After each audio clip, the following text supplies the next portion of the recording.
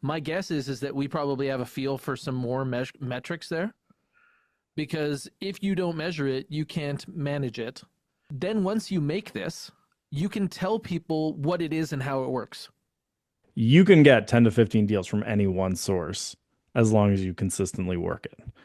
So Yeah. when you were saying that it has to feel natural, your job is to construct the world in which way it becomes natural. If you can't confidently give someone a good experience in the business, you shouldn't be trying to attract people to that experience yet. Welcome to The Leads Are Shit. My name is Taylor. I'm with Hacking Company at Remax River City in Edmonton, Alberta, and I'm here as always with the founder of Just Sell Homes, also the owner of Real Estate Magazine. How you doing today, Andrew? I'm good. It's been on a day full of Zoom calls and we're jumping into my favorite one of the week. See, normally people that tune in on video are used to seeing the two of us. It's like this contrast of like glasses and no glasses, hair and no hair, beard and like beard light.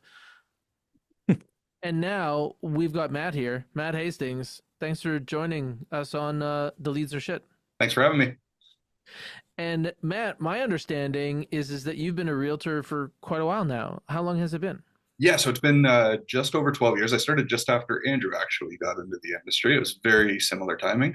Um, First 7 years were in just north of the GTA, Simcoe County area, not too far from Andrew. And then for the past about 5 years, I've been in Sudbury, Ontario, so a little bit further north. Oh, fantastic. And I know when Andrew went into real estate, it was like trying to fit a round peg into a square hole. It like just full out rejected him.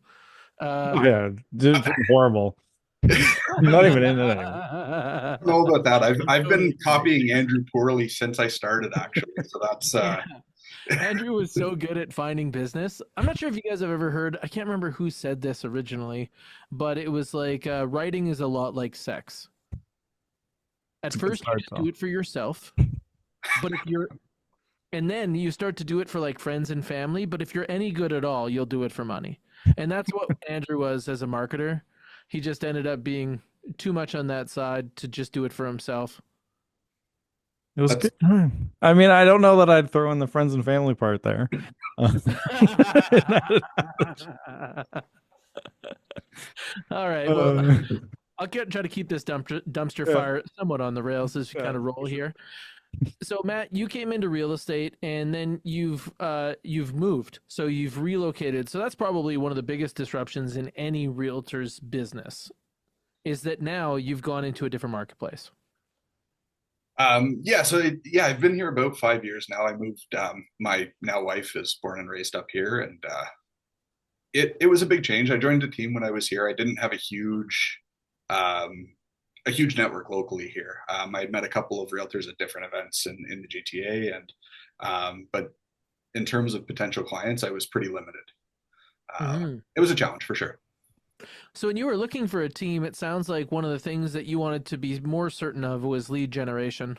Yes, yeah, that's something that um, I didn't put a ton of focus on in my previous marketplace, and had more of a network locally, and worked off of that quite a bit. Here, I definitely needed to have some partner with somebody that had strength in that area. That's great strategy. And then coming through that, you probably learned enough about where your business is coming from that that's kind of given you some confidence now to take on that part of the role as well. Yes, yeah, a bit of confidence there. Learned what worked for my business and what didn't, and yeah, just try to extrapolate that what I enjoy doing in the business, what I excel at, and try to try to focus on that versus some of the things that I didn't I see like as that. positive a return or enjoyment out of. That's so good because there's so many things that work in real estate. There's just so many things that work, but they can make your experience awesome or awful. So trying to find the places where you kind of feel like you're in your position. You know, if you're kind of naturally a wide receiver and somebody keeps making you play like almost like a tight end or something like that where you're not getting that same experience, it cannot work out. It makes a big difference, absolutely, and And some teams treat all their teammates like offensive line.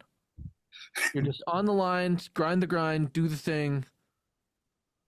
yeah, and No, and that's so true. It's everybody does have their own strength, right? It's a So it's a cool business in that sense. where do you feel like you experience the most wins? Um, since I've moved, I've noticed a pretty big shift. A lot of my business does come from agent to agent referrals. I was lucky enough to build a pretty good network of agents when I was living and working closer to the GTA, whether it be people that I've met at different events or people that I've done deals with or just happen to see around in the local marketplace. And since I moved, I'm not a direct competitor to any of them, and they've been really really supportive of my business up here. So that's been a Like, what huge would you source say of percentage wise do you think would be like the agent to agent referral side of your business? roughly 50-50, 50% since I've moved. It's pretty Mhm. good. So Sweet. for those joining in, because I've seen a few people come in since we started. So part of our goal today is with Matt going from a team to solo in an area where he doesn't, because like you had to leave your database with the team when you left. So you kind of have an area you're newer to, going solo, no database. We want to work with Matt on figuring out what the right approach for him is over the next, let's say, 12 months. And what we're going to do is follow up with him in 6 to 8 weeks to see how it's going. So perfect time over the holidays to start something new. Absolutely, why not? Everyone's paying attention to real estate and want to talk to you about it. So we're going to be good. We got them trapped at home. We're going to be good. Yeah, exactly. Nothing else going on the calendar, Yeah. right?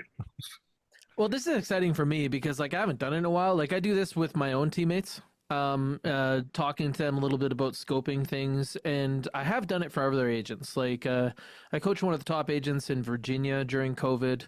I coached number 8 for our brand in Canada, also during COVID, and that was something that was fantastic because I was out of production, right? Like really, I was kind of just sitting back as a coach anyway in my own business, so doing that and it does scratch an itch for me. I kind of look at it almost like a role playing game at the beginning. It's like choose your character, and it's like okay, I've never now I get to be a ginger with hair. Kidding. I haven't made a But single You wanted soulless to choose on ginger the vote hardest yet. difficulty then, right? I like to get in early. I like to. Matt's got to know what time it is. So when we talk about like what kind of year you want to have in 2025, that might help us kind of scope the conversation. So when you take a look at the Sudbury market and you think about like one, when we, I think that it's easier to talk about units than like dollars or anything else. Sure. Like just because it breaks it down. So how many houses would you need to sell so that you would be like confident with your independence? So let's just start at the bottom line where if you don't sell this many houses, you are not confident with your independence. Um, I can we start at the top and go and work backwards from there? My I can go both ways. Yep, you betcha. I'm ambidextrous that Sure way. can, There we Teddy. go. My high end goal is 25 ends for the year. 20 would be a good year, and then 15 I would reassess what I was doing. That's that Ooh, I like it. So I think that where you'd start to question your independence is probably around 17 then. 17, 18. Yep, that makes sense. Okay, so then you might be like, okay, I have enough going on to continue, and next year will be better. Or, man, I'm really struggling with getting enough to going on. So now I'm going to take a look at these other opportunities. Yes, I think that's fair. And Right. for setting a bit of a baseline for this too, because like you leave the team, but one thing that won't change is your agent agent referral because that's coming to you probably, I would assume, whether you're on the team or not.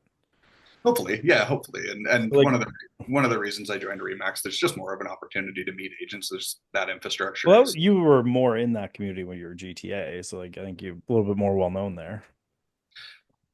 yeah, I would say so. Ish. It's Yeah. yeah, it's a little bit easier to make it down to in-person events. But Yeah. And so roughly speaking, if you were to average out the last few years, how many, and we're going to assume that continues for this year, how many ends do you think the agent to agent referral side is likely to bring you? I know you can't completely predict, but yeah, if it follows trend, probably 8 to 10. okay. 8 to 10 would be good.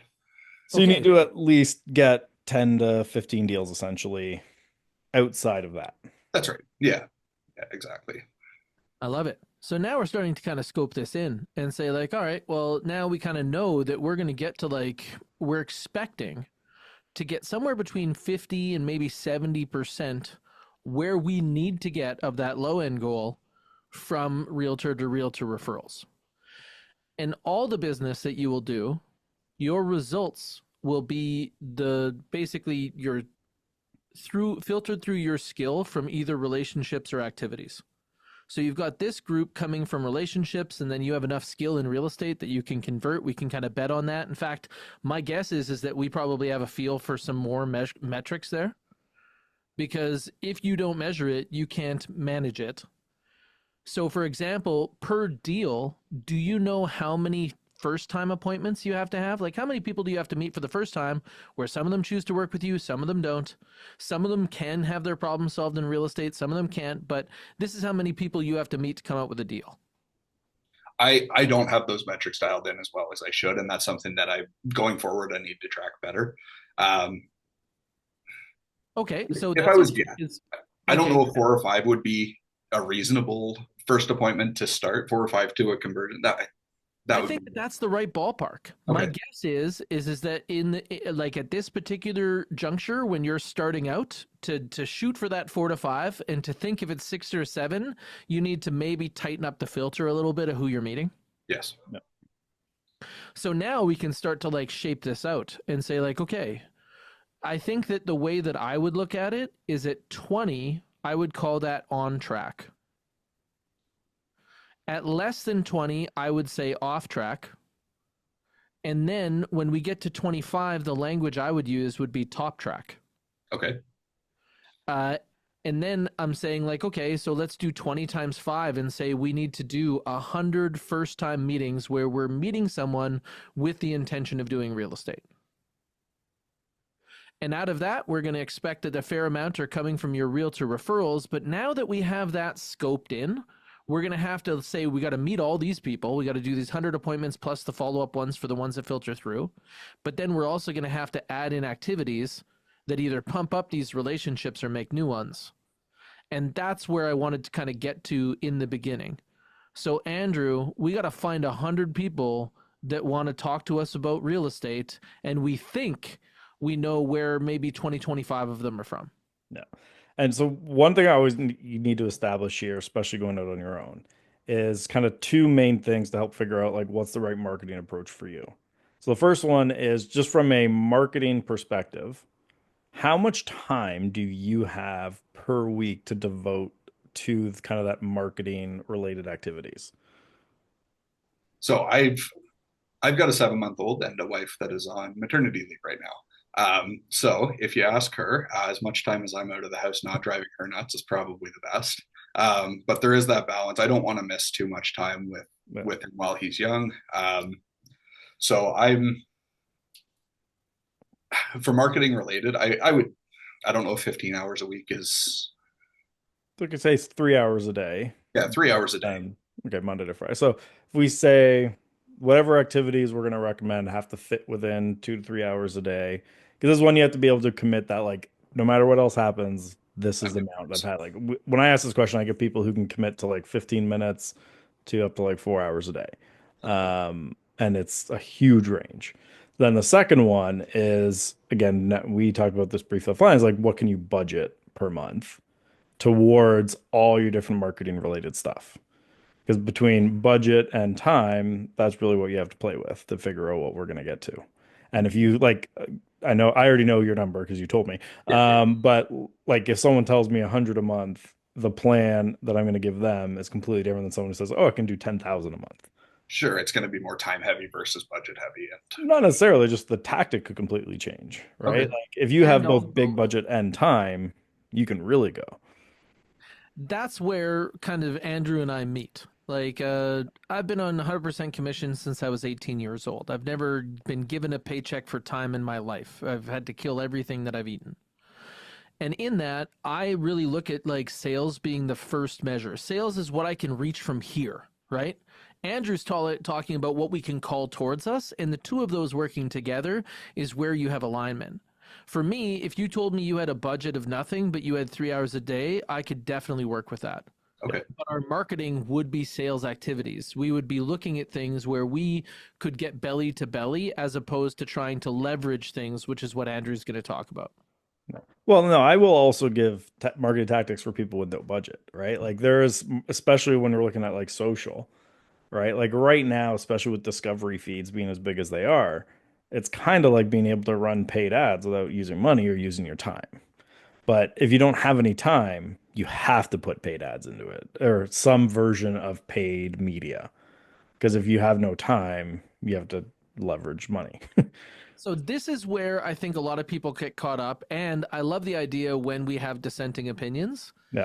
Because for me, when I'm talking to, like, and I'm not saying that Matt fits this criteria, but when I'm talking to somebody who's really time heavy and budget light, I'm actually going to get away from trying to call from social because I'm worried that they're going to exhaust their burn rate before it catches. Now, before they go Going to forward, other that tactics. Matt, are you comfortable sharing your monthly number on the Sure. show? Yeah. Yeah, Okay. absolutely. I'm 2,500 a month is kind of the goal that or the number that I'm working with in my head, Yeah. and see how it goes from there. Just Okay, so at $2,500 a month, we're expecting you to be able to call you some business your way. yeah. Yep. And that So should that is be now, totally we should also clarify this is not just like for online, like this would Not just include his referral stuff, like working his database. And I assume like within that 25, let's say, because if you're doing agent agent referral, you're probably going to want to come down. yeah, That absolutely. comes out of that budget too. Yes. Yeah, that was that. Those are the numbers that I was playing with, and Yeah. yeah, Popeyes with past clients, that sort of thing. Yeah. So wait a second. We're saying that the lost commission paid in referrals is out of this budget? No, so like that budget would include the like if he's coming down to an event to generate more, like help build a Ah, relationship. yeah, So like yeah. if like a great example, which because I know Matt and I both go to it most years, like Paul Hannon's pool event, Mhm. like shooting pool, not swimming. He does a charity event every year in Mississauga, which we both often go to. So like the budget to attend that event and stay at the hotel would probably come out of that 2,500, I assume. Yep. Those are, yeah, that's how I have it planned in my head so far. Okay, that's a good Okay. starting point. Yeah, So now let's just rattle off some of the things that we would expect to come out of that budget. So is a website out of that budget? No, should be. probably maintenance. Yeah, yes. Yep. Okay. And then any spend towards social media would be out of that budget. Are you going to have an asset generation method like Canva? Uh, so yes, my wife is the brains behind that side of my But a business. membership would probably come out of this Free budget as labor well, though. Yeah. The membership would come out of the budget. But you can probably get by with the free one if you needed to be lean. Yeah, so we've got a paid account at this point, and Okay. Okay. we've been playing and learning on that. So basically, what we're talking about is when we say marketing budget is everything that you use for people to get connected with you. It wouldn't include like your phone bill, No, right? That's no, like that point of connection, but we would say outside of that, right? Is that right, Andrew? Yep. Okay, and then we're also going to have to like allocate this because you were just mentioning a couple line items that are really significant, like going to conferences. So yes, choosing where that would kind of fit, I think that's where a lot of people don't zoom out enough and say like, "Oh, wait a second, this all comes out of that one pot. I have to change how I spend." Yeah. So now you're established enough to probably understand how you would want your buying and selling experience to go. yes, Okay. So that's normally where my head goes is I create the experience and then I take it to market. Is that different than the way you go about it, Andrew? I mean, I think everything starts there. Like, if you don't have that dialed in, why are you even like, if you can't confidently give someone a good experience in the business, you shouldn't be trying to attract people to that experience yet. Like, this Or is at why I least think, understand it, right? yeah, like, this is why I think most people when they join the industry should probably join a team is to get that experience for like, if like telling myself when I started, I should have joined a team for the first year. Like, because I didn't come in knowing anything about the industry. I didn't know, like, yes, if I could go back knowing what I know now, I would not join a team because I know how to do pretty much all of it. But if I could just tell that kid to do something, it would probably would have joined a team. Um, So I think, like, as a team leader, what I see the function of teams when people are coming on is a lot of people come to teams and say, like, I'd like to learn the ropes, right? Yeah. And what a lot of people maybe don't understand is that being successful in real estate is like three skill pools. You have to be able to lead generate, to sell or deliver an experience, do the thing you actually have to are paid to do, and then you also need to run a business. And then on good teams, not everybody, but good teams, what they're going to say is that you are on the sell side. Together we will lead generate and I'll run the business. Yeah. That's normally what somebody would do, and then how well they do that is how much you should split with them. But then when you're going on your own, you take a look at it and say, okay, I'm just going to fill those pools. And what I recommend is you split to you. You split to your own business. For me, I never paid myself more than 45% of any commission I've ever received.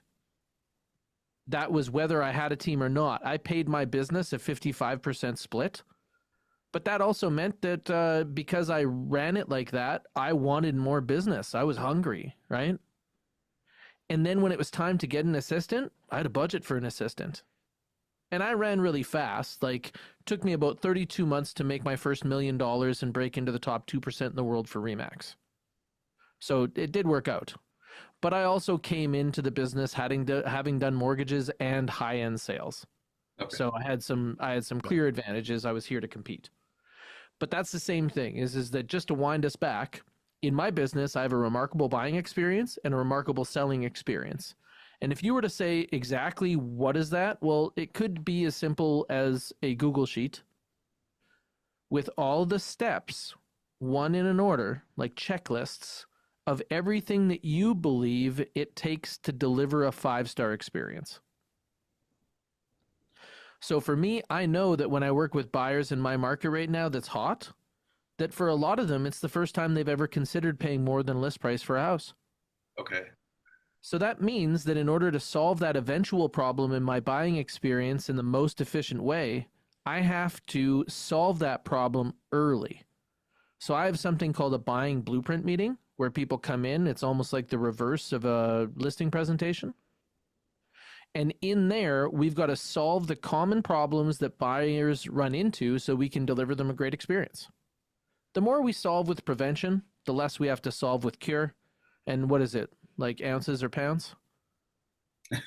So that's a lot about how I look at my experience. And then how I judge my experience is, can a brand new teammate at Hacking Company deliver this experience from start to finish and get 5 stars at least 85% of the time?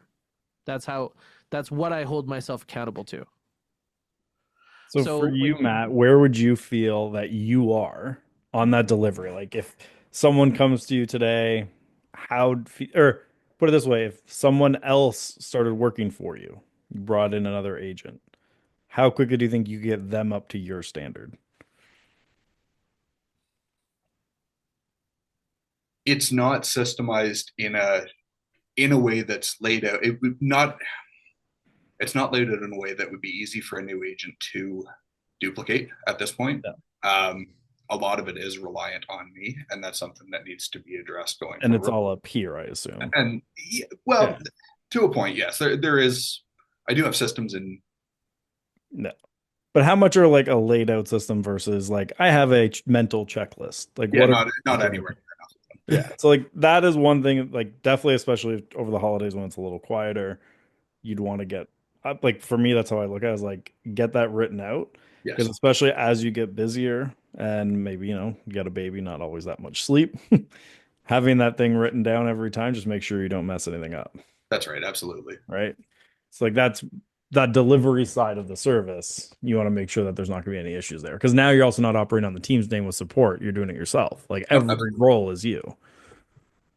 Okay. The other thing is that this is where marketing comes from. So the term is remarkability, and it's a quote from Walt Disney.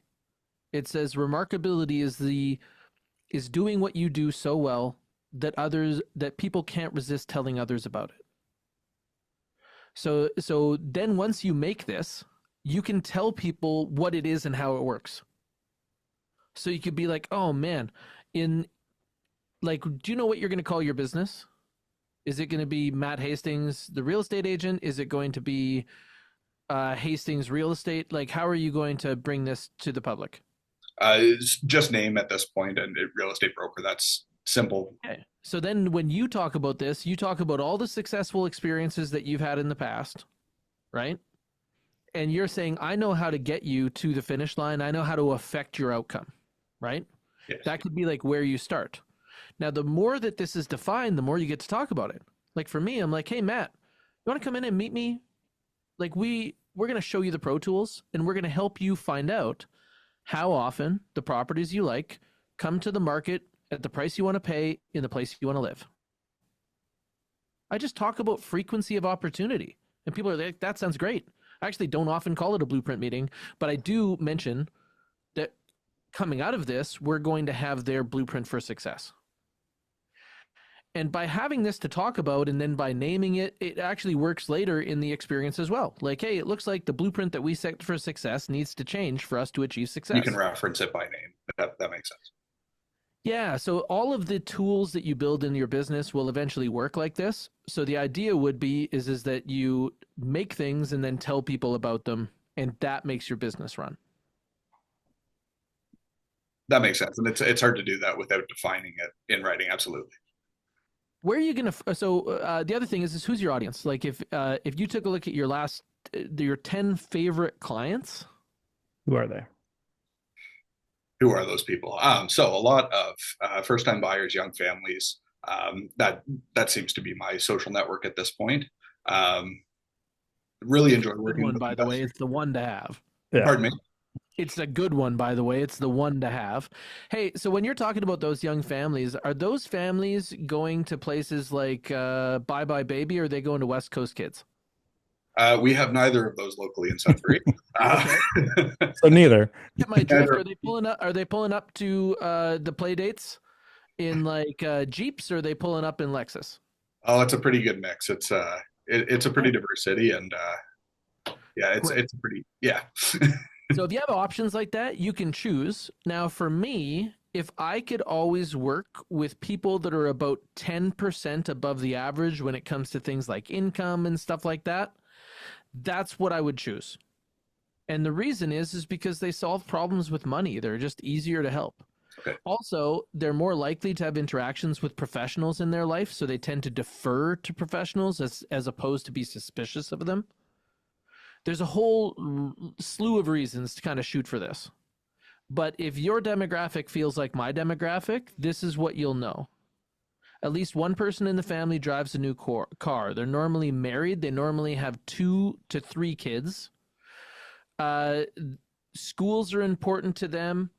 You can find them at Costco. They like pets. There's like a whole series of things that is like how we know we found our people. Is that like your people? Some of them, absolutely. Okay, it's a pretty wide range of We're talking about your ideal. my ideal. Right? Okay, my ideal. Yeah, sure, absolutely, sure. Yeah, we know you got to slay a few dragons before you get the princess, man. You get that. But like, if you could choose your clients, Sure. are you going to Walmart? Are you going to Costco? Where are you going? Amazon. Yeah, Amazon. There you go. We those are 2 of our shops. That's Tough to say. Okay. it is. Yeah, absolutely. Okay, so this is something that we've touched on that's really important. In fact, it's more important to Andrew than it is to me, but I can tell you the reason you want to know this is because if you're standing in a busy open house, it's not like how many people can you talk to. It's Who's the right ones? are you going to bet on, man? How can I find my person? Sure. Looking through them, understanding your ideal client profile will allow those people to feel like they've got highlighter on their body. They will stand out to you so that you can do that. And you'll be able to do that at the barbecues. And you'll be able to do that in other places like social situations with your kids. Yeah, and even just like the marketing, where you're going to put your ads, where you're going to do stuff like that, where are they? Because Sure, if you're going to the Walmart group, their pain points are different than the Costco group. Sure. The Costco group is like, hey, how can I be a member so that you guys take care of the hassle? And yeah, we're going to joke about how much we accidentally spend. Man, Costco's so expensive. I went in there for a toothbrush. It was $900. Right? That's my group. I love working with that group. Sure. Right? Whereas the group that you would be looking for at Walmart you're going to talk to them differently because their needs are different. So you're going to say, hey, listen, I understand that juice for squeeze is like really important to you. So your value proposition is also going to be different. Sure. Yeah. And so when you think about it from that, like this is something you just gotta sit down and really like nail down. And I like to write it out Sure. of being like, here's all the different kind of aspects I can think of. And the easiest way, if you're still kind of unsure, is like just think about someone who kind of fits in your head from your past clients, your ideal one, and just write everything you can about them. Right? It's like, ask like what kind of cars are they driving? You know, are they going to public schools, private schools, Catholic schools? Like where put that all down. Where are these people? And then like the next step is kind of like, all right, for these people, what would be the triggers for them to move? What would have to happen in their lives that they'd be like, I need to talk to a real estate agent. Okay, And I'm going to eventually, highlight this. yeah. There's going to be a group out there that only buys new houses when it's dire. They got 6 kids in one room kind of thing. I'm joking, but that would be an extreme sense. Yeah. Then there's going to be another group that buys houses because someone got a promotion. It's a very different group, right? Luxury real estate is a want-in experience like cell phones. We buy the new phone because we want the new experience. Whereas utility real estate is going to be much more like refrigerators, where ours broke, so we need a new one. Very different. And because they have different motivators, you're going to want to talk to them differently. And the reason we talk about this is because most realtors do not understand that they get to pick their next 10 clients. So if you filter for the general population, you will get the spectrum of general population. That would make me crazy. I'm not set up for that group. I'm not a one-stop shop, one size fits all. There's a group of them that's going to never give me 5 stars. And I can't have that. I'd rather be important to a smaller group. So I got to learn who they are and how to talk to them. Like, especially when we're talking about, like, let's say we're taking 10 deals off the table from your agent referral. We're aiming for another 10 to 15 basically for next year. When we're looking at it from a marketing perspective, the way that I would look at that is you only need to pick one avenue. And I'm not saying like, hey, it's this one specific one. We can figure that out. But it's you can get 10 to 15 deals from any one source as long as you consistently work it. Right? Like I think you can probably get to 30 deals off one source before you necessarily need to start bringing another one. So like as an example, if we picked Instagram, you could easily get 10 to 15 deals. And easily is a relative thing here from the perspective of it's going to take work. You have to go in and consistently do it. And that might not be the right one for you. But if we're using that as the example, like I was actually just running the numbers because we're doing that workshop in January where it's like, if you want to get someone 12 deals in 12 months off Instagram, here's how many conversations, here's how many DMs you'd have to send. Here's like, you got to work that back. And like roughly we're looking at, you'd have to send about 1,500 DMs during the year, right? Like when you actually break that down to like a daily amount, it's not a crazy number, but it sounds like a lot to say 1,500 DMs. So we're going to get results from your relationships and activities filtered through skill. If you look at like one real estate activity that you feel like you win at, do you know what that would be for lead generation? Like, are you an open house guy? Do you find more clients like aside from realtor referrals? Sure. So for the past, since I've been in Sudbury, it was very, very heavy online lead. We had an awesome URL in the city here, ranked really, really highly on SEO. Was it SEO or paid ads that were driving traffic primarily? Do you know? As far as we ranked very highly on SEO, and then there was paid ads happening as well. But Okay. I believe a lot of the traffic was organic. Okay. So your ability is to pick up someone who inquires online and get that first appointment. You're very set up for that. It's something that it was something that I was doing for the past 5 years or so. It's not, Yeah. So you it's feel not, comfortable making those cold calls, giving that like a very quick response. Like you know what the KPIs are to deliver on that type of food source. uh, I don't understand the question. So So basically, if we said that we're going to help you come up with a plan to get these 15 deals, yeah, you should be able to tell us, and you might have to like sit down and think about it for a second, how many leads you would need to hit that. Like for you to hit 10 deals yeah. from your experience working the last 5 years, does that mean you're going to need 100 leads, 1,000 leads, 10,000 leads? Like, what is that number for you, knowing the skill set you have and your experience doing it? Essentially, how can you work back from there? Like, this is what we were talking about before. Like, if you While need you think on four that, this is appointments, what the funnel might look like. You were saying 5 first-time appointments per deal. And then to get those 5 first-time appointments, my guess is that if you're just setting up systems, you might be at a 1% conversion rate out of the gate until you kind of fill your hopper and stuff like that. So then in that case, you're going to, per appointment, you're going to need 100 leads.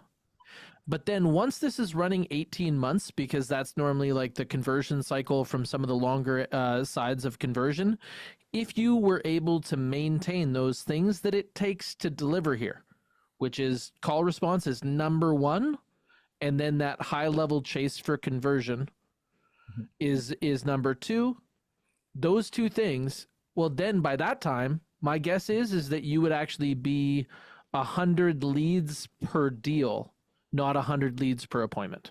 About a 5% yeah, lead. that's where you're going to aim for. ISAs and stuff like that, I think that that would be what strong conversion looks like.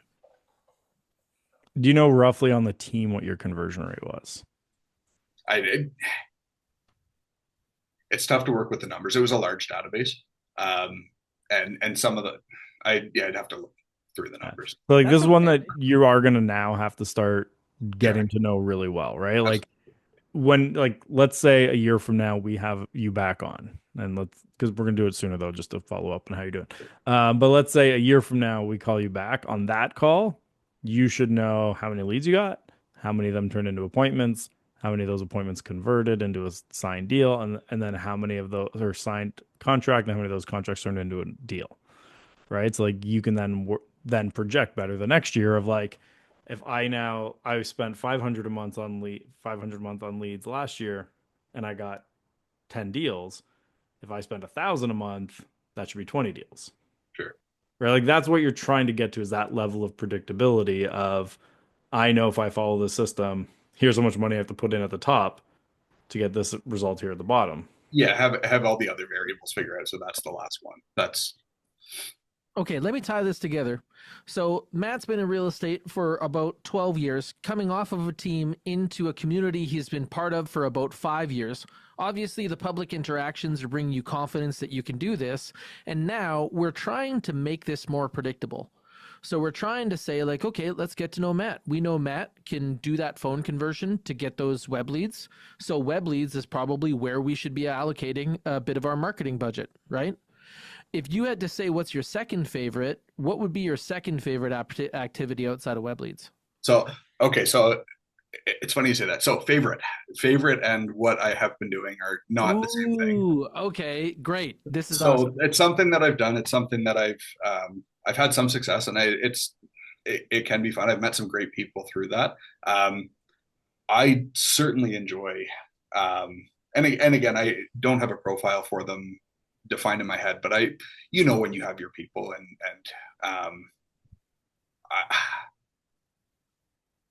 I pride myself in having a pretty good relationship with a lot of my past clients. Not everybody's going to be your best friend afterwards, but it's something that I do enjoy, is keeping in touch and keeping up with their lives and stuff. And that's something that I do enjoy. Have had success with past client referrals. Um, Now, of the past clients you've had, how many can you still, because of the relationship with the team, can you still kind of maintain that? Like, did you keep your past clients when you left, or are you not allowed to contact them anymore? So I am allowed to contact my past clients, Yeah. and especially ones that came from from agent to agent referrals, personal relationships that I had. Yeah. That's I don't have anything stopping me from that. I'm not going to go approach my Yeah. previous team leader's best friend and try to solicit business. It's just I didn't leave on good terms, and I don't want to start bad blood with that. But So how big is this list? So let's just say that so now you can talk to them. Are we talking 10 people, 50 people? So I've been about 5 years here and averaged call it 15 to 20 deals per year. And then so you have about 100 people ish. Yeah, give or take. Okay, so 100 you take care of those people. And if you could find 100 people that say Matt Hastings is my realtor, do you know how much business that is per year? Sorry, what was the beginning of the question? So you said that, so if we were saying that it was 100, Sure. and if you maintained relationships going forward like you have in the past, so that all these people, if somebody walked up to them and be like, hey, who's your realtor? They'd be like, Matt Hastings, duh, right? If that was the experience you're having, do you know how many deals that is per year?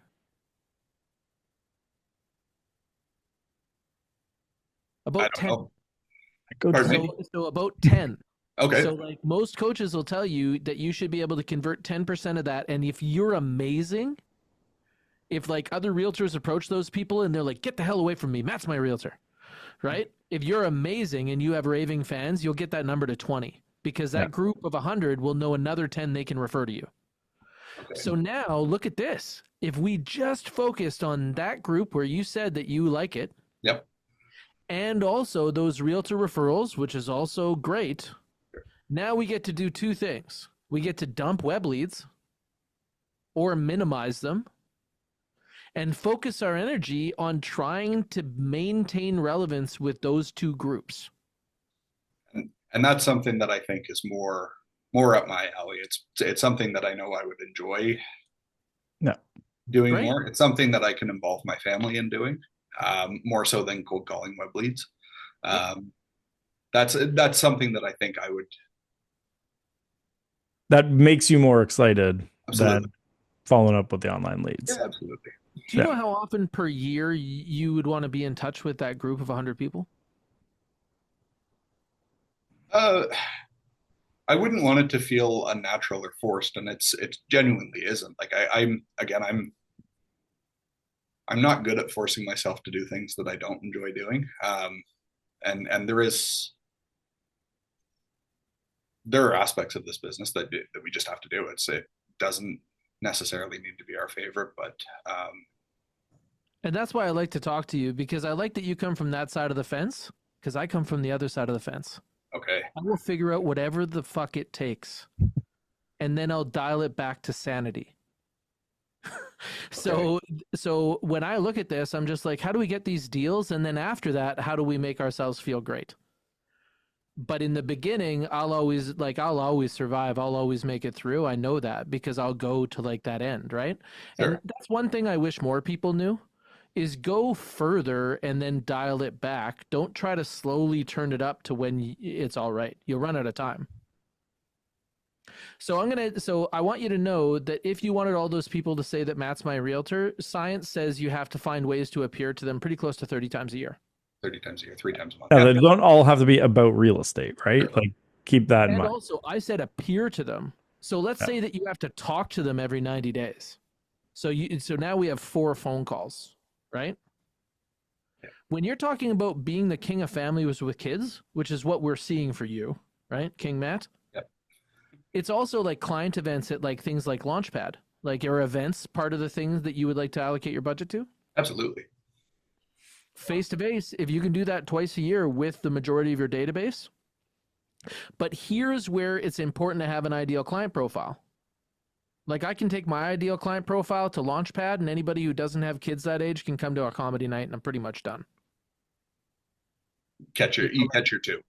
Yeah, but then over time, I have to work around and be like, okay, we're going to do this K3 Farms event, and that's going to be our big catch. And then we're going to do Launchpad in the spring because we want to get in touch with people at the right amount of time.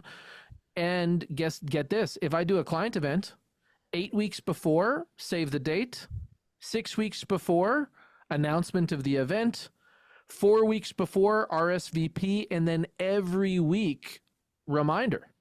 Look how many touches I get. Then you have follow-ups after I the was just going to say event. the follow-ups afterwards as well. Yeah. So when you were saying that it has to feel natural, your job is to construct the world in which way it becomes natural. I don't ever call to just check in.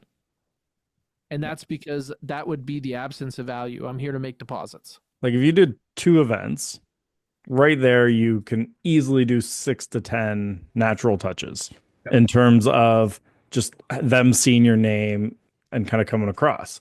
Add in a couple spear emails, which would basically be like, let's say you have a buyer right now looking in this part of Sudbury, and I don't know the neighborhood, so I'm not going to pretend I do. Actually, I'll use Chelmsford. You have a There you go. I was just buyer going to say, looking yeah. in Chelmsford. I know one area. Um, every client in your database that lives in Chelmsford, you'd be like, hey, I just wanted to reach out quickly. I have a client looking in your neighborhood. Nothing on the market's working for them right now. Have you heard of any neighbors thinking of moving? Right? Like short and sweet email you can send out to them. Same with the other flip side. Be like, hey, we got a client. They're going to be selling their home probably in the next week or two. They don't live too far from you. If you have any friends that have talked about wanting to move to the area, let me know and I can make sure they get in first. Right? Like those short and sweet emails, it's a really nice touch. It's a service to them, but they're not going to feel annoyed about it. No, absolutely. No, Yeah. you're providing value, and there's a reason for reaching out. Yeah. And this is the reason that you want to like get those Google Sheets in order, because like when you're thinking about sending a sphere letter to people it would be relevant to, that has to be like part of every listing or part of every time you sign a buyer. Is you're Yeah. like, okay, I'm going to circle prospect my buyer. I'm going to leverage them, or I'm going to circle prospect my seller. I'm going to leverage them because this is part of Matt's amazing buying experience or whatever you choose to call it. Yeah. Mm-hmm. Yeah. So get those things. So we're going to start to try to like hone that in and say, like, how are we going to talk to these people in Q1? For me, when I think about the mentality of a lot of people in your position, they feel like they need to make announcements. And for me, I feel like I need to make connections. So I'm very much take the side door. If I ever make anything loud, it's because it was a huge benefit. Outside of that, I kind of like I just move through places, and that feels like that'd be the same for you. Is that right? I would say so, yeah. Okay, so then when I look at my social media strategy, it's going to be a lot about being the king of comments. I'm going to win in the notification centers of others. So my weekly job is to find everybody on Facebook or Instagram. Is that where you connect? Yeah, Facebook typically. And then the whole job is to see anything that they post and find a valuable way to be in their notification center. Because that is where people get the biggest dopamine payments on social media. So if you think about like just liking things, being a serial liker doesn't hurt anybody. Our mutual friend, this is Jordan Walker Lynn strategy. If you remember back when he was active on Facebook, you But, couldn't put up anything. It no. became an inside joke with people of like, if he's not the first like, if like send help because Yeah, I something, would say go check on Jordan. Yeah. yeah, like something has to be wrong here because he's the first like on every post that ever comes up. And but he stayed top mind. So like I've talked about this on say actually your new brokerage. I did this talked about it when I presented to them like 6 months ago, 12 months ago. I don't know. Whenever I came to I think Sudbury. you're right. Yeah, kick off Last last winter week, I think. is the 555+1 for social, which is you should do this every day. Right. So like the first one is you like 5 posts minimum. And then the second part is you have to leave 5 comments, but fire emojis don't count. So it has to like how I say is you have to leave 5 questions. So because a question expects a reply. Hey, where'd you get that And bag? yeah, what'd you think of that restaurant? Right? Like, oh, where is that place you are with your kid? I'd like to take mine. Right? Like that type of thing where it's something that it Or would we were expect a there reply. yesterday. Did you see the thing? Yeah. Anything like that, but has to be 4 or 5 words, question mark type of idea, and then 5 DMs. So that means you're sending out messages. Now that can be a story reply. Like that counts. But again, if it's a story reply, fire emojis don't count. Has to be like you've now asked them a question about that story. But like, and especially like new friend requests, new followers, you have to DM them all. Yeah. Right. So like, They hey, just thanks for walked into following your me. store. Yeah, like that is them putting their hand up saying, I'm kind of interested in real estate. Yes, there's the few exceptions with Facebook, especially like if you're out there just connecting the community, you'll get like some actual legitimate new friends. Absolutely. But most people, especially if you don't know who they are yet, if they're putting their hand up like that, that's someone that you reach out to and just be like, hey, thanks for following me or sending me a friend request. Um, did you do it just because you're interested in Sudbury real estate or are you planning to move? And then next week, you do 666. And then the week after that, sevens. And you keep going up until you've kind of hit your limit of I can't actually handle doing this anymore. The way it Keep will going up. work is you dial it up until it's replaced with appointments. Yeah. Okay. So the way that I look at it is my job is to find a job unless I have a job. So I'm hunting all the time. Like in January, February, March, I'm trying to load that fat pipe. So when you think about coming into that, like first off, where are you going to store all these people? Do you have a CRM?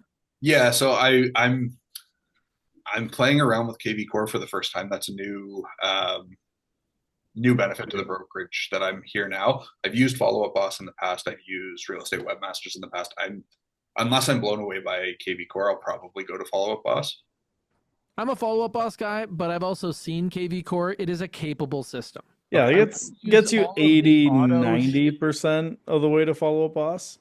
Yep. So like depending on budget wise, like it will do what you need it to do. But if you're getting into web leads big, then yeah, you'd want to jump over to follow a boss. But I don't think you are. In fact, No. I think that's what we're going to try to avoid. Yeah, I And think like since KV Core is like standard equipment at your brokerage, I would hit that.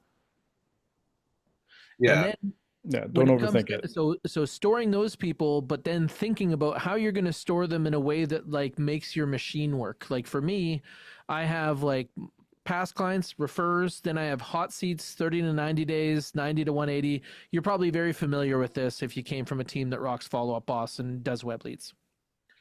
So then yeah. you So turn it yeah, into how to categorize and tag them. Yeah, Yeah, and like make sure like you have their neighborhoods written down for all of them, like where they live. Because like you want to be able to pull up and say, everyone who lives in Chelmsford, I want to send an email to them. yeah, Right. So now, when you get timelines from people like you've been trained in the past, this applies to everybody you meet. Everybody's a lead. They're just not coming from webs, you know? yeah. And then establishing that timeline, do you know how many people that you want to have under 90 days when you hit May 1? I haven't put a number on it. No, that's Awesome. I love it because when we were talking about your indicators, we were using lagging indicators like deals. sure. We talked a little bit about leading indicators like first appointments, but this is going to be something that's kind of key. So if I was looking to do the same level of production that you are, I would say that I would feel really good if I could have my pipe at like 85 to 100 before then.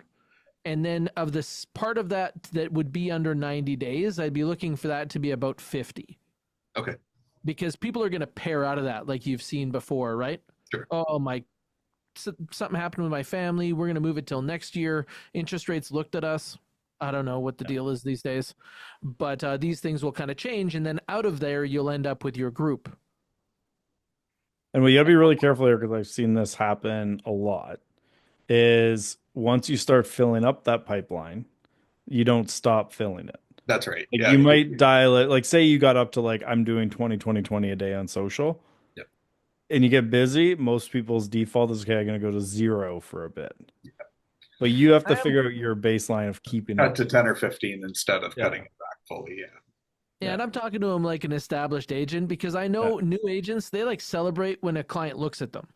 Yeah. And then as they become experienced, then they only celebrate when they sign stuff. Then they only celebrate when it goes firm. Then they only celebrate when it gets paid. That's like old jaded realtors like me. Yeah. Yeah. The paid's the nice day. So that would probably be what I would be looking at for your like when we come and check on you is like what I've heard is I would be looking to make sure I got all my leads organized and categorized. And then I'd be looking at how I'm going to find them online and start contributing to their experience. In my mind, I'd be counting out when I'm going to do a client event because that'll be a great way for me to shake hands and mention that I'm on my own now and all this other stuff, connection first. And I'm going to be careful about where I'm putting that budget, but like talking a lot to the realtors around us, as well as doing those daily activities that Andrew mentioned. And then I'm going to slowly start to raise beacons, meaning that I'm going to need a website because even the people that find me in person are going to see if I'm legit online. Absolutely, yeah, 100%. And also, I'm going to decide which social medias I can actually commit to, right? If I'm not an active user there, it doesn't count. Yeah. And by the way, an easy reach out to like a lot of your past clients. Sounds like you're gonna have to be setting up a new Google review, right? Yes, and that's in Right. the works right now. Yes. So like literally going out to them right now is one of the best ways to just an easy touch point of like, hey, I'm setting this up. Would you mind leaving me one here? Hey, did your phone number change? Phone number did not, email did though. Okay, so like, so making a text that's out of text shortcuts. Do you ever use text shortcuts? No, I don't. Oh my God. You're going to type, hey, Matt, and it's going to say, hey, I got new contact information. And then your full contact information. Okay. And and imagine sending that out to everybody in your phone book. Sure. Boom, boom, boom, boom, boom, boom, boom. Right? How many out of like 10 do you think might respond and be like, oh, something's changed? Like, do you want to have a call? How many out of 10 are just going to receive a message? Oh yeah, I like Matt, and Matt's in real estate. All of them. Right? Yeah. That's like a minimum touch score. Yeah, absolutely. And I would highlight in there, like my phone number is the same, but my email has changed. Here it is, right? Like you want to make sure that they understand what part changed, because Yes. if you don't necessarily highlight that and you're contacting them from the same number, in their head when they go to like send an email, it could go to the old one. So you want to And highlight that's, that. I have been sending out those messages personally, and just to people that, again, make it feel natural. And hey, just so you know, if you're trying to get a hold of me, my email's changed. This is still my cell number, and that's almost word for word what I've sent to people. Make that text replacement feel like that. Okay. You want it to feel unofficial.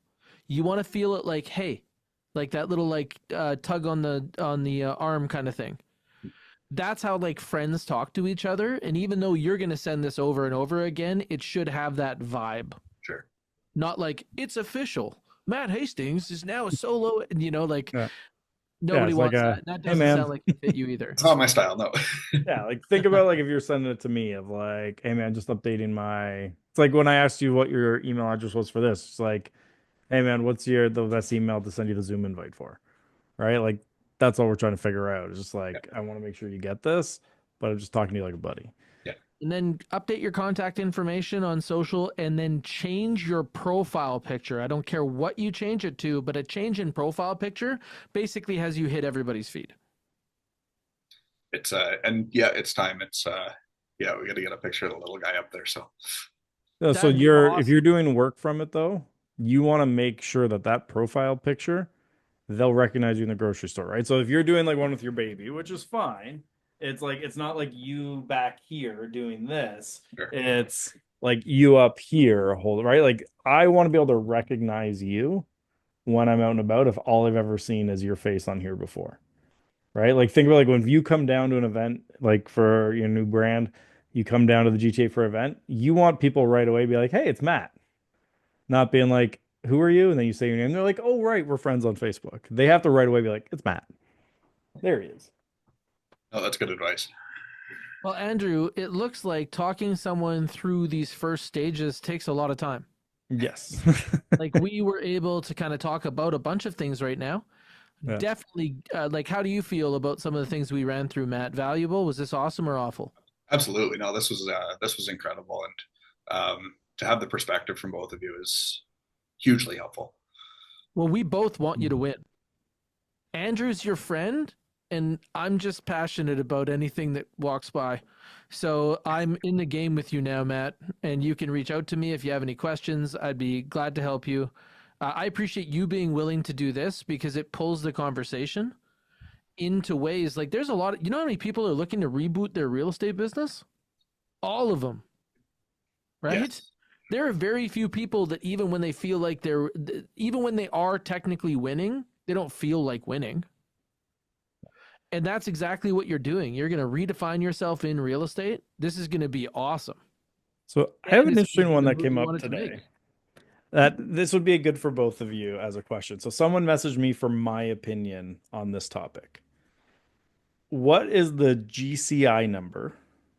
And I'll give you my answer after you give yours. That you would say someone's doing well in real estate. My answer started with it depends.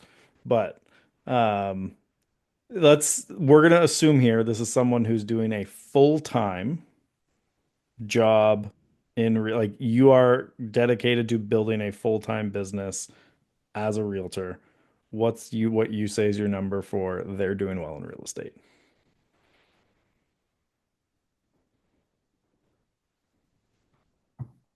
Let it rip, Matt. Oh, I was waiting for you. Uh, I can give my answer if you guys want a sec to think about it. yeah, let's hear yours. So mine is, but five, the it depends part is because, like, let's say, for example, you're just doing it kind of like hobby-ish on the side. You have a pension. You're just trying to, there's things like that. But, you want to build a full-time business. I'd say you're starting to do well. 200K GCI, 3 years in a row. Oh, I Once, like how you gave it like a timeline. yeah, because like one time, like I'll give you a great example. This was years and years ago. There was a brokerage promoted their rookie of the year because he did 800 grand his first year.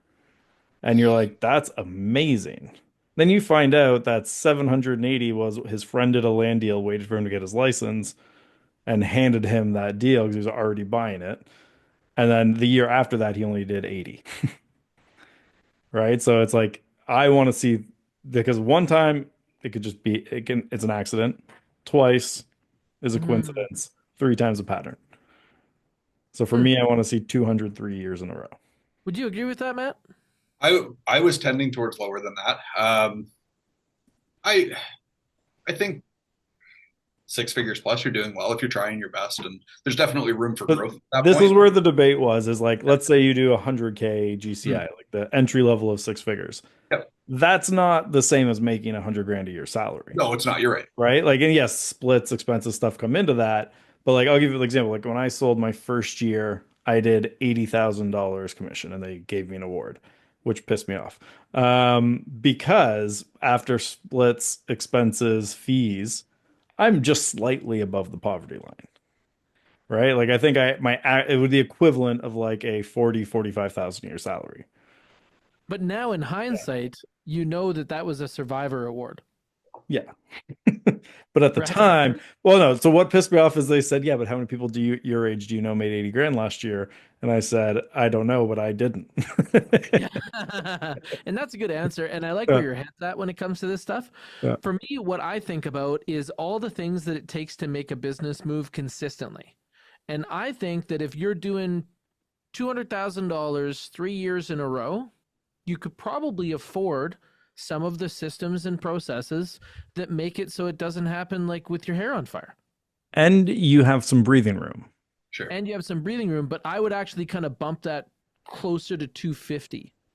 because then what I think is that that person's probably living a lifestyle that's appropriate around 125,000 and then maybe gaining some benefits beyond that because they're self-employed.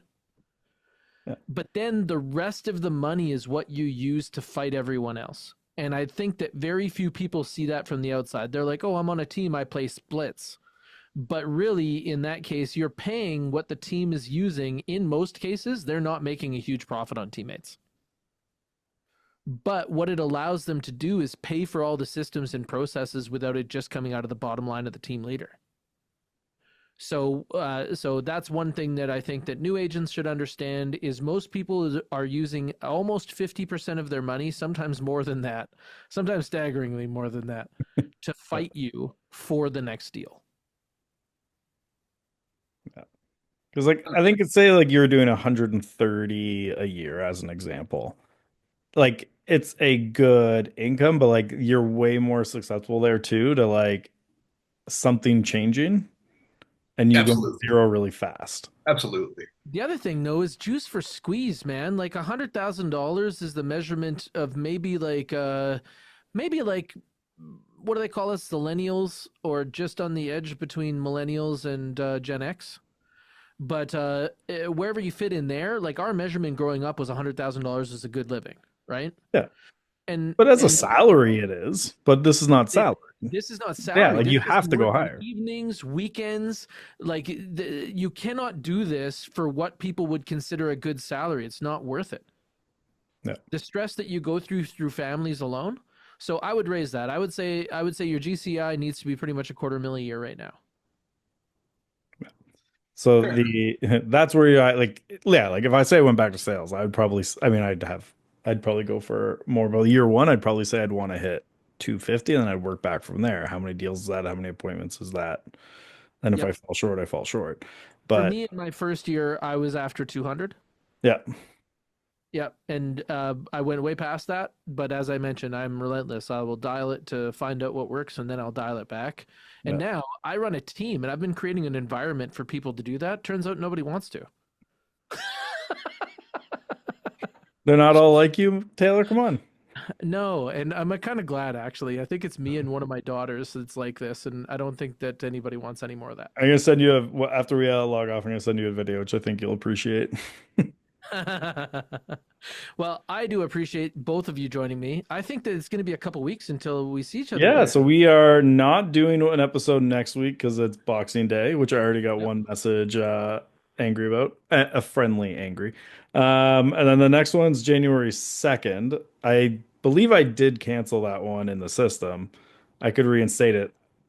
Do you want to do January 2nd? I canceled it before I realized I hadn't actually talked to you about it. I'm open. So I'll tell you guys what. We're going to talk about it in the DMs. Okay? Deal. Yeah. And then we're going to announce it, but you can decide like if we get more friendly angry messages Yeah. saying we better see you on January 2nd, that could be compelling. Yeah. So like definitely no matter what, at the latest January 9th, we're back. Yep. But if there's enough interest, we could come back on the 2nd because I'll be back working that day, I think. Lightly. And in the future, we are going to bring Matt back to talk to him about his update, how things are going. And because we're going to bring you back, like as I mentioned, well, not just because of that, you're a friend of Andrew, but I'm dedicated to this. So we want you to see you have a good launch.